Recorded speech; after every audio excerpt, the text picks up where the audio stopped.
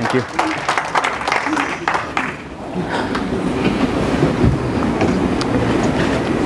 It was 1997 in Athens, Greece. I was in the middle of the city center going to the subway, going to the metro. And in the underground tunnel, as I was walking down this long hall, I stopped for some reason. I really can't remember what it was.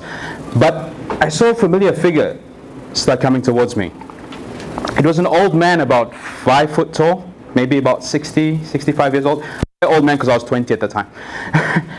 And I had seen him many, many times before, but usually he was sleeping on one of the benches, one of the, because he was homeless. He had long, scraggly hair, a big, bushy beard. His face and his hands were very, very dirty. You could tell when he last had a bathe. But the smell kind of made it seem like it was a long time ago.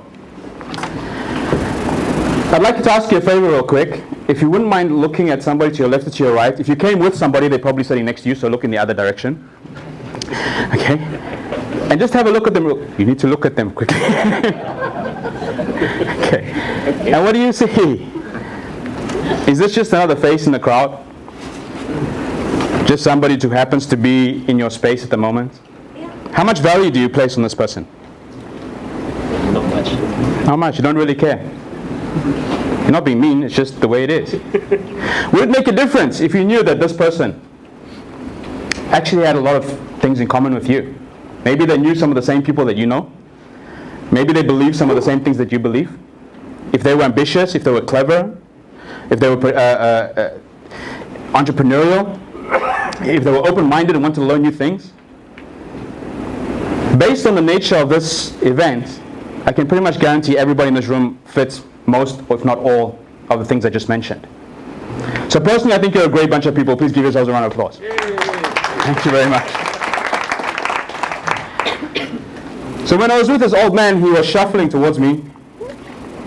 And as he shuffled, he put out his hand and went. I was in no mood to deal with this old man, with this troll-like creature that was approaching. So I said in my best possible English, "I'm sorry, I don't speak English. I don't speak Greek." Suddenly I noticed behind the bushy beard and some broken teeth, a smile appeared. And this man looked at me and said, "You're American! Me too!" Oh, sin. He spoke English, so now I have to speak to the man. The next hour changed my life. This troll-like creature, who I didn't want to speak to a few minutes before, turned out to be a man who was previously a professor of philosophy at a prestigious American university. He had come to Greece to study in the cradle of philosophy under the masters, and the more he studied, the more he contemplated the way of the world, the more disillusioned he became at the state of the world, and decided he wants no part of it. He's going to fall off the grid. And he was living in ammonia station for the last 20 years.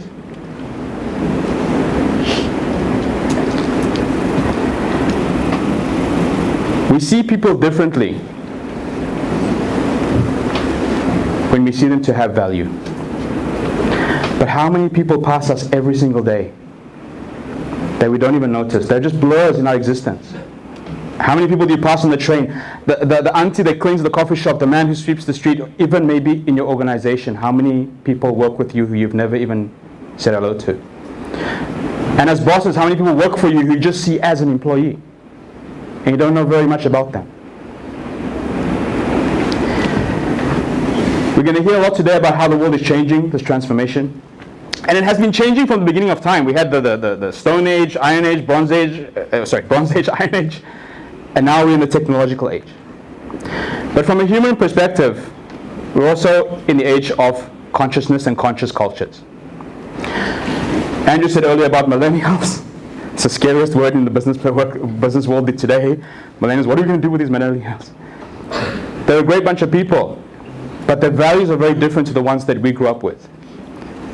And that's the changes we're talking about. Through all of these ages, the one constant has been people.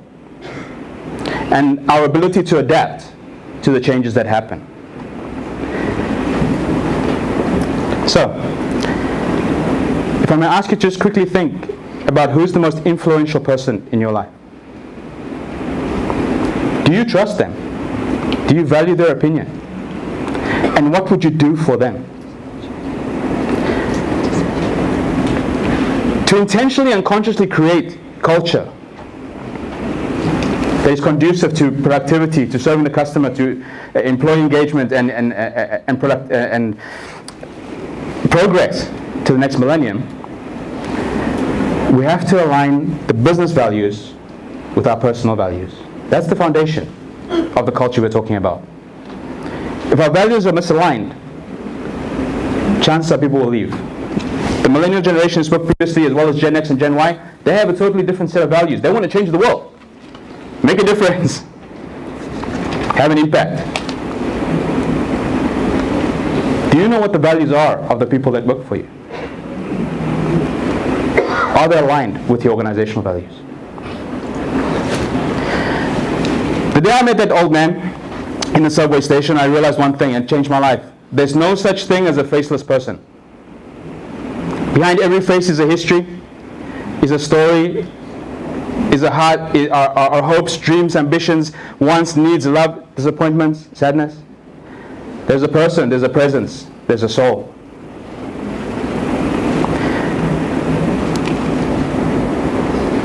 Gallup did a survey a while ago meaning last year, where they discovered that 80% of the employees in the United States are unhappy at their job. In Asia, actually, it's higher. In some places like Japan, it's up to 90%. People are unhappy at their job. 90%.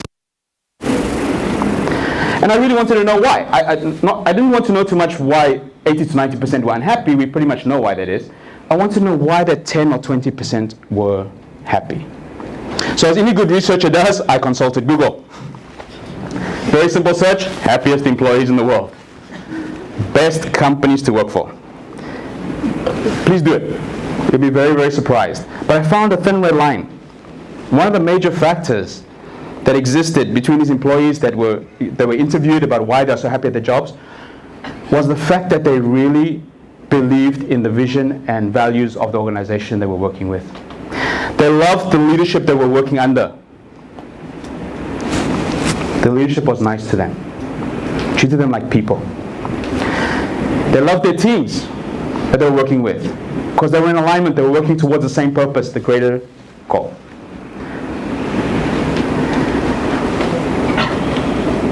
Culture transformation and values-based culture has become so important that companies like Zappos base 50% of the decision to hire somebody on whether their values are aligned or not with the organization. 50%. That's quite huge. Anne McCaughey, CEO of Xerox Corporation, once said, employees who believe the management is interested in them as a whole person, not just an employee, are more productive, are more satisfied, and are more fulfilled. Satisfied employees lead to satisfied customers, and satisfied customers lead to productivity and profitability. Do you know how engaged your employees are? What is your percentage of employee engagement? Is it 50, maybe 60% if you're lucky? Your staff turnover, how high is that? So another thing I found when I was doing my research was that the companies that made it on the list of happiest employees in the world or best companies to work for did not only make it onto that list, but they also made it onto the Fortune 500 list. So is it a coincidence that companies that actively invest in the happiness of their employees are also the most productive and most profitable? It's not. There are other organizations, investment companies that invest solely in companies that have a positive workplace rating, exclusively, and they've beaten the market hands down over the past 10 years. It's worth looking into. I can guarantee you that if you start looking into creating a culture that's conducive to the values of your employees, over the next year your productivity will rise at least 20 to 30%. and your employee turnover will go down. At least 10 to 30%. And I know this because we've seen it happen again and again and again. Before I left that old man in the subway station all those years ago, I asked him, I said, why don't you go back? Why don't you go back to the United States? You're obviously very educated, you have a job there, you have family, people know you, you don't have to live in the subway. Can you guess what he replied me? I was shocked, but then I understood. He said, why should I go back? I'm happy. When you live in alignment with your values, it brings you a contentment that nothing else can. What's killing businesses and employee engagement and motivation today is that we are not being permitted to live our values, or we feel our values are being threatened. So doesn't it make sense to start hiring based on people's values being aligned with the organization? Won't they keep employees longer? Now here's the hard truth. The hard truth is that people leave managers, they do not leave companies.